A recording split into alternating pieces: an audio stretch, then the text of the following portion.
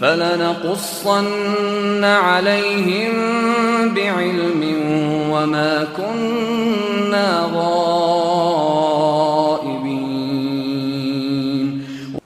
فَلَنَقُصَّنَّ عَلَيْهِمْ بِعِلْمٍ وَمَا كُنَّا غَائِبِينَ۔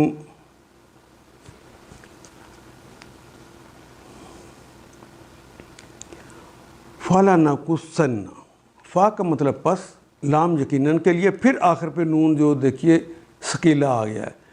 اصل کلمہ ہے قصہ یا قصو۔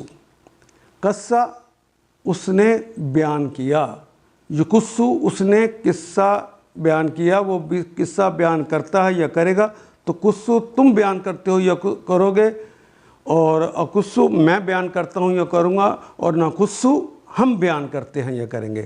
فَلَنَقُصُّ شروع میں بھی لام لگ گیا یقیناً کے لیے، پس یقیناً ہم بیان کرتے ہیں یا کریں گے، علیہم ان پر، بعلم علم کے ساتھ،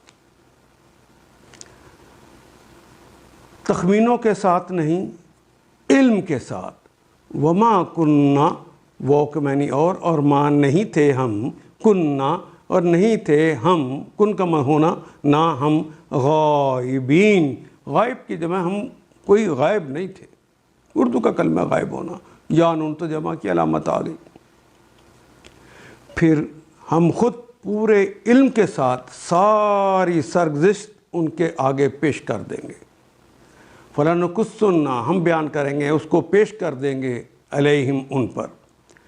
آخر ہم کہیں غائب تو نہیں تھے، یعنی جو انبیاء نے آ کے کہا اور انبیاء کی قوم نے جو جواب دیا،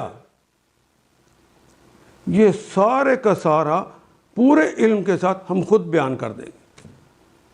ان سے بھی پوچھیں گے، پھر ہم بیان کریں گے۔ ہم کوئی غائب تو نہیں تھا، ہم تو دیکھ رہے تھے۔ ان آیات کو ایک دفعہ پھر تلاوت خود کیجیے، عربی مبین پڑھتے ہوئے دیکھیے، کیا بات پوری اندر اتر رہی ہے؟ کیا یہ اردو کے سانچے میں ڈھلتی گئی ہیں عبارتیں؟ اگر بات سمجھ آنی شروع ہو گئی تو الحمدللہ یہی ہمارا ہدف ہے، اور یہ ہدف پورا ہو گیا۔ اللہ میرا اور آپ کا حامی و ناصر۔ الف لام